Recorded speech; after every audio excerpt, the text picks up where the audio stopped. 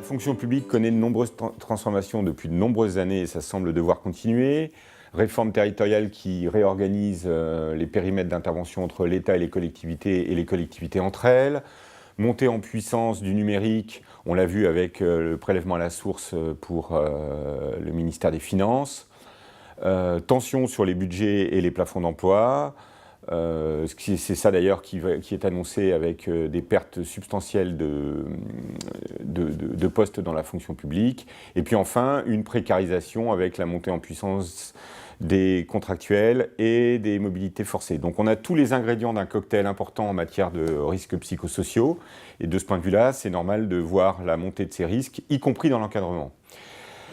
Face à cela, on a une représentation qui consisterait à penser que le fonctionnaire est réticent au changement. Dans le cadre de nos interventions, on a dû sonder et questionner plusieurs milliers de fonctionnaires à l'occasion de réformes. Et qu'est-ce qu'on constate ? Au fond, bien sûr qu'il y a des résistances au changement, mais elles sont moindres qu'en fait une grande défiance et un grand préjudice en matière d'accompagnement au changement. Cet accompagnement au changement dans la fonction publique se caractérise par le fait qu'il est descendant et centralisé. De ce point de vue-là, il génère en fait des écarts croissants entre travail prescrit et travail réel, et peu de marge de manœuvre donnée au management local pour pouvoir adapter les processus de contrôle et de reporting à la réalité du terrain. Voilà pourquoi on retrouve ce cocktail de RPS que j'évoquais tout à l'heure. Au regard de cela, des CHSCT se sont mis en place, puisque la fonction publique s'outille depuis quelques années, depuis 2012, c'est encore récent, de CHSCT qui sont venus compléter le dispositif de prévention en matière de risques psychosociaux. On a beaucoup de choses dans la fonction publique en matière de prévention tertiaire, sur la manière d'accompagner en situation de risque grave, d'une dimension curative, mais par contre, il y a peu de choses en matière de prévention secondaire et en matière de prévention primaire.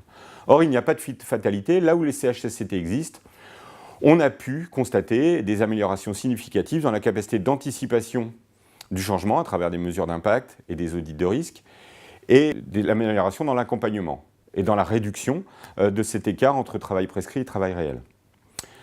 Alors les CHSCT sont acteurs dans ce domaine, on peut les aider, et c'est ce que d'ailleurs nous faisons, à travers des mesures d'audit, des mesures d'accompagnement. Au regard de cette relative satisfaction des acteurs, là où il y a des CHSCT, on ne peut être que surpris de la proposition du législateur de supprimer ces CHSCT, de les fusionner dans un CT, laissant à la question de la santé au travail l'idée d'une formation. Pourquoi le terme formation ? C'est assez troublant, ça donnerait l'idée qu'il n'y a pas d'intervention possible, juste se former, se sensibiliser.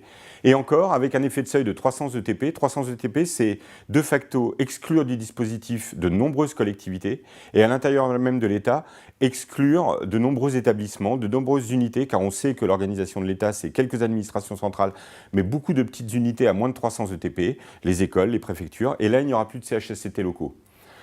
Donc ça veut dire qu'en fait, en matière de prévention, on se coupe encore un peu plus de cette question de la proximité que j'évoquais tout à l'heure.